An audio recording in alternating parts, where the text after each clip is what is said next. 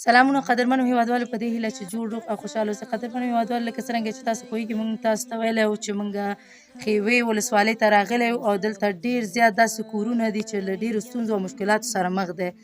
نو د دې حال له تاسو سره شریکوو، له موږ سره اوسئ.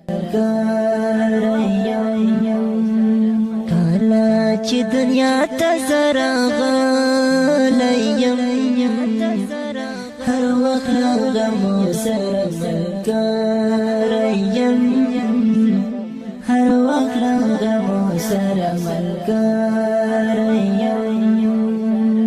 السلام علیکم. شکر دی. خوب دې خپله ښه یې؟ ماشومان دې ښه دي؟ ژوند زندګي څنګه تېرېږي؟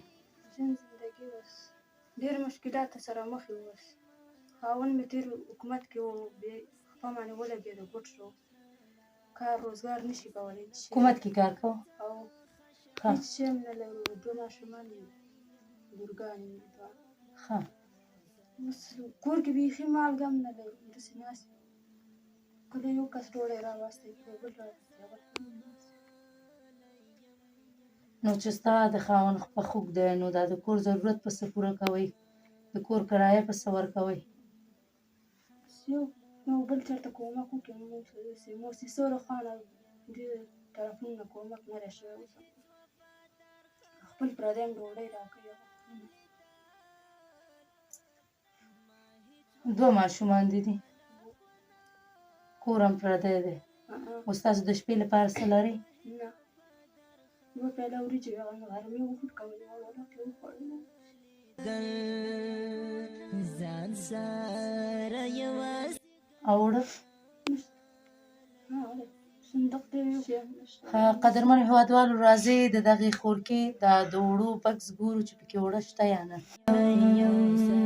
کله چې دنیا ته زه راغلی یم هر وخت له غمو سره ملګری. قدرمنو هیوادوالو، دې ته وګورئ چې یو ارګانه اوړه پکې نشته. نو ستاسو شپې څه کوئ؟ اوړه نشته داسې ناست څوک به راکړي خورو.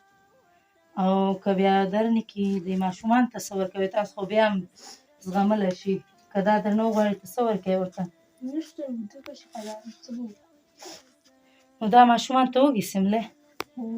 چې نه یې سملي چې یې وخوري. هغه هیوادوال چې ستاسو غږ اوري څه ویل غواړي ورته؟ موږ ته دا ویل غواړي چې موږ سره چې وس کېږي هغه دې وکړي.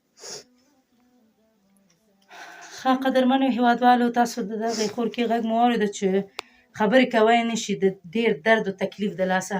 اوړه مو کته چې اوړه یې نشته او ښه پوهېږئ ټول چې څومره قیمتي دی.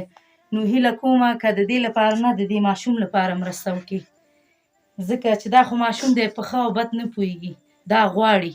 نو هیله کومه چې د دې لپاره مرسته وکړي. که چېرې غواړئ مرسته وکړي، نو زما د وټساپ شمېره ده 0 اویا اویا 9 څلوېښت 283. د لیدو څخه مننه.